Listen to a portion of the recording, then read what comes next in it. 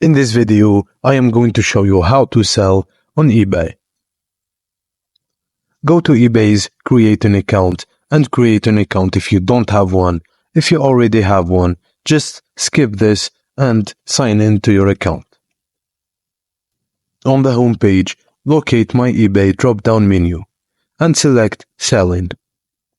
Click on Account to find your account settings. Under Payments, look for Payment Options and provide your bank account details. This is crucial for receiving payments under eBay's Managed Payments system. Go to the My eBay tab and select Selling again, and begin listing your items for sale. Consider doing product research and learning about eBay's selling fees, listing options, and shipping practices to enhance your selling experience.